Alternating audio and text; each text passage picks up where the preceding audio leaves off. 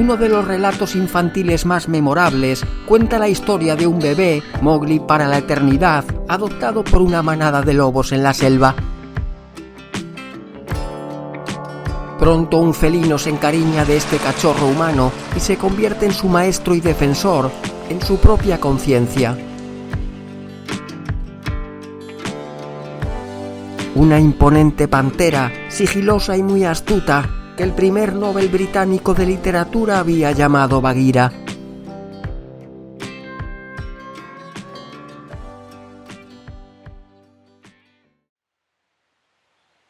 Matra, un nombre que quizá nos sugiera una oscura e intrigante organización secreta.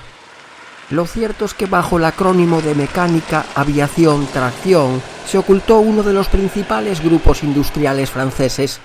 A lo largo de los años, sus actividades se centraron principalmente en las telecomunicaciones, en la aeronáutica y en el armamento. En 1964 se sumaba una división automovilística con la adquisición del pequeño constructor René Bonnet, fabricante entonces del modelo de Jet. Será el primer automóvil de la firma y el primero con motor central producido en serie en la historia. Un motor Renault, para más señas. Pero donde rápidamente adquiere resonancia Matra es en el campo de la competición.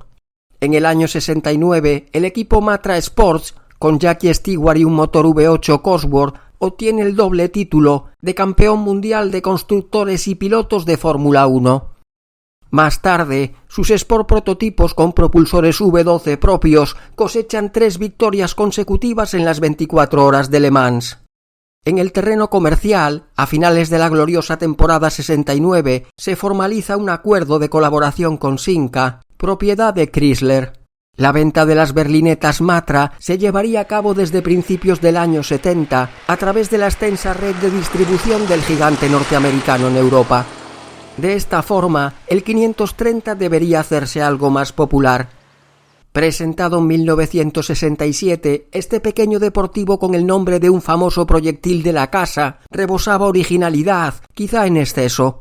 Su motor V4 se situaba de nuevo en el centro de una carrocería plástica tipo Targa, configurada interiormente como 2+2. Un vehículo desarrollado por el fabricante del primer satélite de comunicaciones europeo no podía disponer de menos tecnología. Pero comercializar un automóvil, por muy minoritario que fuese, con una mecánica de procedencia Ford, no debía ser plato de buen gusto para Chrysler, archirrival de la firma del óvalo en cualquier rincón del planeta. El acercamiento entre Matra y Chrysler Francia, como parecía obvio, iría más allá de un mero apretón de manos a nivel logístico. El sustituto del 530, que empezaba a gestarse en Vélizy, estaría armado con componentes mecánicos de Simca, lo que aquilataría los costes y simplificaría el servicio de postventa. A principios de 1973, la prensa se hacía eco de su inminente lanzamiento. El 550, denominación interna del proyecto, está totalmente definido. Por lo que puede apreciarse en las primeras fotografías, su línea es limpia y armoniosa. En unos meses deberá reemplazar simultáneamente al bizarro 530 y al recientemente cesado 1200 Coupé de la misma Simca, diseñado por Bertone. Autopista, que reproducía la información de la revista francesa L'Auto Journal, adelantaba su nombre definitivo. Bagheera, la pantera negra de la novela de Rudyard Kipling El libro de la selva, llevada a la gran pantalla a finales de los 60 por Walt Disney. El Matra Simca Bagheera se presentaba a la prensa internacional a mediados de abril de ese año. Al igual que sus dos antecesores, la carrocería se compone de paneles de resina reforzada con fibra de vidrio sobre una estructura autoportante de acero, material empleado también en las puertas. El resultado son algo menos de 900 kilos de peso en vacío para 4 metros de longitud. La parte delantera del chasis procede del Simca 1100, 1200 en España, del que se toman las suspensiones de dobles triángulos y la dirección de cremallera. Detrás se adopta un sofisticado esquema de ruedas tiradas y los tambores de freno se sustituyen por discos. El popular bloque de 1294 centímetros cúbicos es el mismo de los Simca 1100 Especial y los 1000 Rally 2.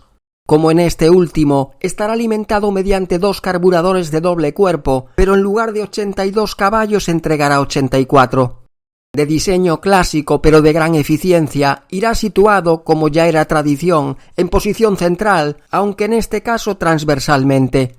Los faros escamoteables y lo afilado de su perfil en cuña permitían anunciar un sobresaliente coeficiente CX de 0,33, el mismo valor que 10 años más tarde Mercedes declaraba para su penetrante 190. La trabajada aerodinámica será la responsable de su elevada velocidad punta, 185 km a la hora, superior entonces a la de cualquier turismo de producción española. El amplio y cuidado interior es un ejemplo de modernidad. La forma del salpicadero, curvada hacia el conductor, tiene reminiscencias aeronáuticas y para favorecer su movilidad, el volante es plano por la parte inferior. La instrumentación se ilumina con un hermoso y psicodélico tono verde fluorescente. Pero lo más ingenioso es la disposición de los asientos, que permite el acomodo de 3 ocupantes a lo ancho del habitáculo. Esta solución no era una novedad en términos absolutos, ya que la banqueta delantera corrida era algo totalmente usual en las grandes berlinas. Pero aquí no se trata de eso.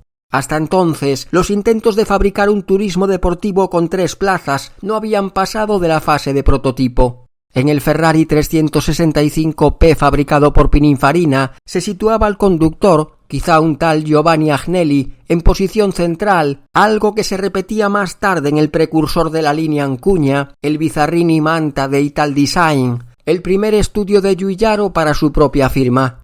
El bautismo del Baguira tendrá lugar en una de las mecas del automovilismo deportivo, las 24 horas de Le Mans, disputadas en 1973 entre el 9 y el 10 de junio. Para abastecer la demanda inicial en los principales países del entorno europeo, la previsión de fabricación es muy elevada, desconocida hasta entonces. El trabajo en la línea de montaje de Romorantin, en el centro de Francia, es incesante, ya que deberán salir de ella unas 50 unidades al día. Si bien el 80% de los componentes mecánicos, según Matra, proceden directamente de las plantas de Simca. Su debut estaría marcado por el triunfo. En el cincuentenario de la mítica carrera, el Matra 670 de Pescarolo y Larousse se impone a sus temibles rivales, los Ferrari 312 PB. Antes de la victoria, la segunda consecutiva en esta pista, un vendaval amarillo de 520 Baguira, uno por cada concesionario en Francia, completa una vuelta al circuito. El recién llegado consagraba el potencial tecnológico de la firma y representaba su férrea voluntad de convertirse en fabricante por derecho propio. La inteligencia y el espacio leemos en el anuncio publicitario que en su día hojearon cientos de miles de franceses. Una concepción interior tan innovadora se resumía así: ¿qué significan 4 plazas cuando 2 son de mentira? Todos los ocupantes tienen derecho al mismo confort porque no existe medio pasajero. Esta seductora Pantera se ponía a la venta en 2 versiones, denominadas sencillamente 1 y 2.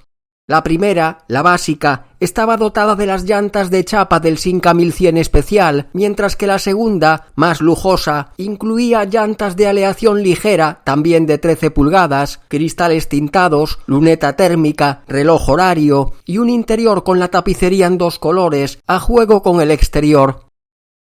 El precio de la versión más cara rozaba los 26.000 francos, algo por encima de un BMW 2002 y al nivel de la berlina más cara de Audi, el 100 GL, o de un Citroën DS23 a carburación. Como es de suponer, no era precisamente barato. Pero por menos de 25.000 francos, cualquier francés bien situado podía darse el capricho de que su 3 plazas emulase las formas de un Lamborghini Urraco o las de un Ferrari 308 GT con carrocería Bertone, ambos de 8 cilindros, aunque este último tardaría todavía unos meses en aparecer. La prensa especializada lo ensaya con resultados muy positivos. Los técnicos de Matra han hecho con el Baguira una labor de primer orden, publica el Autojournal, que titula la prueba 3 verdaderas plazas, un verdadero automóvil. El mejor cumplido que se le puede hacer es reconocer su parentesco con el Alpine A310 o con el Ligier JS2, que le duplican o triplican en precio. El motor central es responsable de su principal virtud, el comportamiento dinámico, pero también de su defecto más grave, la escasa accesibilidad mecánica. El espacio ganado en las plazas traseras se destina al maletero, que con más de 300 litros de capacidad declarada no tiene nada de simbólico. Debido a la limitada cilindrada, las recuperaciones son más modestas, en proporción, que la velocidad punta y las aceleraciones. En definitiva, y en palabras de André Costa, es la primera vez que un automóvil francés de su precio atraerá tanto a los presumidos y coquetos como a los fanáticos. Y es que lo burgués no quita lo valiente. Velocidad nos desvela algo muy interesante. Durante su presentación en el Salón de París, el presidente Pompidou se interesa en conocer al creador de un nombre tan original. La respuesta es una lección de poderío. Excelencia, el Baguira ha sido seleccionado por las computadoras. El deportivo francés suscitaría también mucho interés en España, aunque no llegaría a comercializarse de manera ordinaria, al estar el mercado blindado a los vehículos extranjeros. No le faltarían rivales a este peculiar 2+1 en el momento de su lanzamiento. El mensual Automobile lo enfrentaba con una muestra de cupés bastante heterogénea, formada por el Renault 17, el Lancia Fulvia, el Toyota Celica, el Fiat 124 1800, el Volkswagen Porsche 914 2 litros y el Ford Capri 2600. El de motor Simca es el menos potente, pero juega con la baza de su técnica de vanguardia, lo que lo sitúa entre los mejores en consumo de combustible, manejabilidad y equipamiento. Es el más confortable del grupo, apartado en el que, según la revista, aplasta a sus rivales. Comparte la victoria con el Lancia Fulvia Rally, que llega por diferentes caminos a la misma puntuación. La Autojournal añadiría algunos miembros más a esta contienda, como el Audi 100 Coupé, el Triumph TR6 o el Alfa Romeo Spider 1600. Los resultados son parecidos en este otro enfrentamiento, donde el Baguira debe compartir de nuevo la victoria. Esta vez con el Capri, un 6 cilindros de 150 caballos y el doble de cilindrada, tan emocionante de conducir como un pequeño dragster. La relativamente escasa potencia del Baguira era algo de lo que Matra era consciente y en lo que ya había trabajado. Coincidiendo prácticamente con su presentación en Le Mans, se anunciaba una versión muy especial, el U8. Su nombre indica la disposición insólita del motor al unirse dos 4 cilindros, los bloques ya conocidos. Este U8, se situaba también sobre el eje trasero, pero en este caso longitudinalmente, por lo que la distancia entre ejes aumentaba en algo más de 20 centímetros. Con una cilindrada de 2.600 centímetros cúbicos se anunciaban 168 caballos, cifras propias del gran coupé francés del momento, el Citroën SM. Esta superpantera contaría además con un cambio de 5 velocidades y con unas suspensiones traseras inspiradas en la Fórmula 1. Destinado a competir con Porsche, Maserati, Lamborghini o con los Dino Ferrari, será reconocible por unas llantas especiales, por unas branquias en los costados y por unos grupos ópticos traseros similares a los empleados por los deportivos italianos de mayor solera. La autoría de ambos Baguira se debe al ingeniero Philippe Guedon, creador también del 530. Procedía de la propia Simca, donde había desempeñado un papel decisivo en el desarrollo del 1100. Al timón se encuentra otro ingeniero, Jean-Luc Lagardère, el gran patrón del grupo durante años, el responsable de que Matra ganase en Le Mans a la misma velocidad con la que se firmaban fabulosos contratos de armamento. Con el tiempo, el denominado Corsario de la República dirigiría el principal emporio armamentístico europeo y, paradojas de la vida, el primer grupo mundial de revistas. Pero el dinero es el dinero, y los elevados costes de producción y la irrupción de la crisis del petróleo echarían al traste la comercialización del complejo U8. La versión de calle, que sin embargo hacía gala de un consumo de combustible muy moderado en aquellos tiempos de recesión, es un auténtico éxito de ventas. Durante la celebración de Le Mans 74, triunfal de nuevo para Matra, se anunciaba la construcción del ejemplar número 10.000. En una temporada se habían fabricado más Baguira que 530 durante 6. En el Salón de París de ese año se presenta públicamente el Baguira Courage, una versión especial, más equipada y lujosa, pensada preferentemente para una clientela femenina. Se distingue ante todo por su color, el blanco, emblema del modisto francés que ponía su sello en las puertas. Un blanco que también estará presente en los asientos tapizados en símil piel, combinados con el beige del salpicadero, de los guarnecidos y de los grandes bolsos supletorios situados por delante de los apoyacodos. Pero lo que este felino necesitaba verdaderamente, como ya sabemos, era mayor potencia. Para solucionar en parte esta cuestión, se presenta a los medios, en el verano del 75, el Bagheera S. Estará provisto del bloque del Simca 1308 GT, que debutaba por esas mismas fechas, un motor que veríamos en España algo más tarde en el Simca 1200 Ti y posteriormente en los Chrysler 150. En este caso, se mantienen los dos carburadores dobles, por lo que de los 1.442 centímetros cúbicos se extraen 90 caballos. Aunque lo más significativo respecto al 1300 es la mejora en la respuesta a bajo y medio régimen. Con la nueva mecánica los desarrollos se alargan, siendo más silencioso y menos propenso a las vibraciones. El tren trasero se modifica ligeramente al contar las ruedas con algo más de caída. Además de la letra que identifica esta versión, en el exterior se eliminan los cromados de las ventanillas, la toma de aire en el capó estará pintada también en negro mate y se montan unas nuevas llantas de aleación ligera bicolores. En el habitáculo aparece un tapizado tipo tweed, menos original que los primitivos de tela. Sin llegar al nivel de su sibarítico hermano albino, con el que compartirá caballería, en el S se mejora también el equipamiento. Se adoptan unos elevalunas eléctricos accionados en el techo, vistos ya en el Courage, un compartimento portaobjetos por delante de la palanca de cambios, un reposapiés regulable para los pasajeros y una lámpara extensible, muy útil para la consulta de mapas durante la noche. En las tres versiones de la gama puede instalarse como opción un techo corredizo, realizado en material flexible. Los tres quedan a la espera de pasar por el quirófano de los estilistas, cuyos lápices a menudo son más cortantes que un bisturí. Los 90 caballos, sin embargo, no serán superados ya por ninguna versión, y con ellos los Bagheera más potentes tendrán que enfrentarse a nuevos rivales, tal y como veremos en el vídeo en detalle.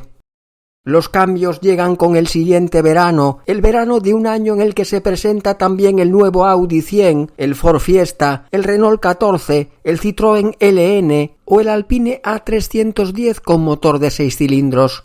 Las modificaciones afectan principalmente al aspecto exterior, pero son suficientes para que se pueda hablar de una segunda serie. Los parachoques son ahora verdaderamente reconocibles. Son unos escudos envolventes que se prolongan por las esquinas y provocan que la longitud aumente ligeramente, en algo más de 3 centímetros.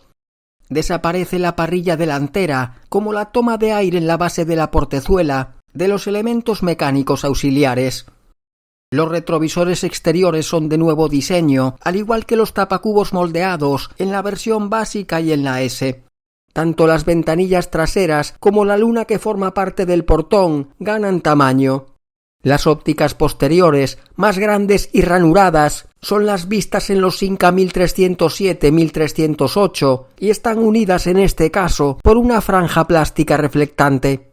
En el interior se gana 1,5 centímetros en la altura al techo, siempre justa en un vehículo de este tipo. Se modifica el grafismo de la instrumentación, que adopta un tono anaranjado, bastante menos discreto que el primitivo. En el Bagheera más económico, la tapicería y los guarnecidos se resuelven mediante un estampado tipo escocés. En el S se conserva el sufrido tapizado tweed. En ambas podía solicitarse, como un extra, un tejido vinílico, como el que se ofrecía en la versión personalizada por André Courage. Esta se mantenía en el catálogo del fabricante, adaptada a los cambios que caracterizaban a esta segunda serie, aunque por poco tiempo. Y es que en el verano del 77 es reemplazada, en lo alto de la gama, por el Bagheera X. Este monta el motor más potente, un equipamiento muy cuidado, una tapicería en velours y una carrocería vistosamente decorada en todo su contorno. Más modificaciones aparecen transcurrido aproximadamente un año. Para la temporada 79 se retoca sensiblemente el interior. El módulo ubicado frente al conductor adopta una visera abierta que se prolonga hacia los acompañantes, la botonera de la izquierda se sitúa verticalmente y es ahora la radio la que se emplaza en posición horizontal. En el volante se modifica su núcleo, que simplifica su diseño.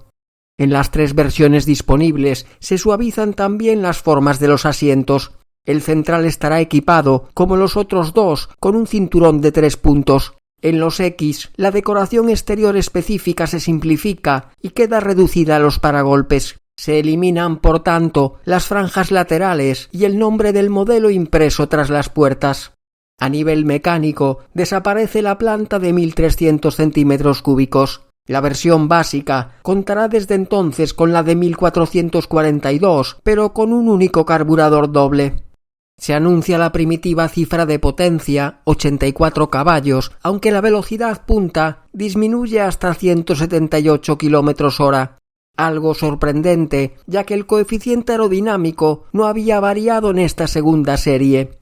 Esta sutil puesta al día coincide prácticamente en el tiempo con el cese de la participación del motor V12 en la competición al más alto nivel. Quizá no había mucho que festejar en Matra, pero el siguiente Bagheera parecía indicar lo contrario. En marzo del año 79 se anuncia el Jubilee, una efímera edición especial basada en el S. Junto con el Horizon y el 1308 de la misma serie, el fabricante celebraba el doble título de sus 2 modelos más utilitarios en el certamen del coche del año en Europa. El Jubilee, que protagoniza este vídeo y que analizaré en detalle, se caracteriza por su equipamiento muy generoso, en el que se incluye el techo corredizo y las llantas de aluminio. En el verano, el grupo PSA Peugeot Citroën resucita una marca, Talbot, con la que se identificarán los vehículos fabricados hasta entonces en Francia, Reino Unido y España por Chrysler Europa. Matra no será ajena a estos movimientos. A finales de ese año 79, Lagardère vende a Talbot el 45% de la división automovilística, con diferencia la menos rentable del holding. Nuestro protagonista se mantiene en cartel, aunque es el momento de un nuevo empujón, el último. Para la temporada 80 las modificaciones son mínimas, pero significativas. En la zaga, el pequeño constructor pierde protagonismo frente a la renacida Talbot, ya que el 3 plazas se denominará ahora Talbot Matra Bagheera. En las puertas se adoptan los tiradores de los 150 y Horizon, lo que, curiosamente, obligaba a modificar también los paneles traseros. En este punto y final desaparece la versión S, por lo que la gama se articula en torno a la terminación más económica, para la que se anuncian 85 caballos, y la X, en la que, como novedad, se adoptan unos apoyabrazos integrados en el guarnecido de las puertas. Tras casi 48.000 unidades fabricadas, la producción de los Bagheera finaliza en abril de 1980, por las mismas fechas en las que el mercado automovilístico español empezaba a ser libre. En el otoño aparece su sucesor, el Murena, que heredará la misma configuración interior. Las prestaciones aumentan debido a unos motores más potentes y a una caja de 5 velocidades. Pero lo más importante es que su chasis, por primera vez en la industria de la automoción, estará totalmente galvanizado en caliente. Con ello debería corregirse uno de los principales males de los Bagheera, la sensibilidad de su estructura metálica a la corrosión. Es sabido que a los felinos no les gusta el agua, menos todavía si se infiltra en sus entrañas. No será esta una excepción. Tras una larga etapa ligada a Renault en la fabricación de los Space y Avantime, en la actualidad Matra está comprometida con la movilidad sostenible y produce bicicletas eléctricas. Iniciábamos nuestra historia con la pantera más famosa de la selva y volvemos de ella tan ricamente sobre 2 ruedas. Así de apasionante es el automóvil.